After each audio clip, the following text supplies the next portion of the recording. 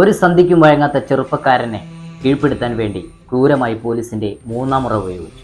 മരിച്ചെന്ന് വിചാരിച്ചെടുത്തു നിന്ന് ഉയർത്തെഴുന്നേറ്റുവെന്ന് ചരിത്രത്തിൽ ഇടം പിടിച്ചിരുന്ന ഒരു മനുഷ്യന്റെ കഥ. സഖാവ് VS അച്യുതാനന്ദൻ. മണ്ണിൽ നിന്നുയർന്നു വന്ന പൂമരം ചേതനയിൽ നൂറു പൂക്കളായി എങ്ങനെയാണ് VS മലയാള മനസ്സുകളിൽ ഇത്രയ്ക്കും സ്വീകാര്യനായത്? കാലിൽ കുത്തിക്കയറ്റിയിരിക്കുന്ന ബയനറ്റ് കൊണ്ട് പോലീസിനെ സല്യൂട്ട് അടിപ്പിച്ച് കടന്നുപോകുന്ന VS അച്യുതാനന്ദൻ. ഇതല്ലേ കാലം കാത്തുവെച്ചിരിക്കുന്ന പ്രതികാരം എന്നൊക്കെ നമ്മൾ പറയേണ്ടത്. അടിസ്ഥാന വിദ്യാഭ്യാസം മാത്രമേ VSനുണ്ടായിരുന്നുള്ളൂ. എന്നിരുന്നാലും അദ്ദേഹത്തിന്റെ സാമൂഹിക ബോധം സമാനതകളില്ലാത്തതായിരുന്നു. ഉപജീവനത്തിനായി ആസ്പിൻ വാൾ കമ്പനിയിൽ ടെന്റുകൾ തുന്നാൻ വേണ്ടി അദ്ദേഹം പോയിരുന്നു.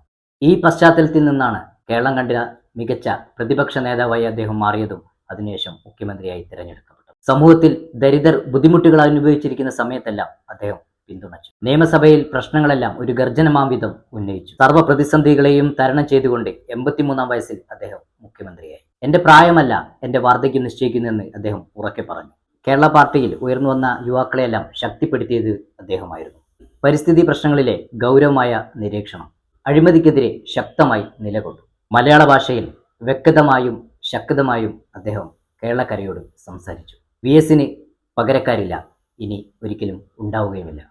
ഞാൻ AKGയെ കണ്ടിട്ടില്ല, EMSനെ കണ്ടിട്ടില്ല, കൃഷ്ണപിള്ളയെ കണ്ടിട്ടില്ല, നായനാരെ കണ്ടിട്ടില്ല. പക്ഷേ സഖാവ് VS അങ്ങയുടെ കാലത്ത് ഞാൻ ജീവിച്ചിരുന്നു.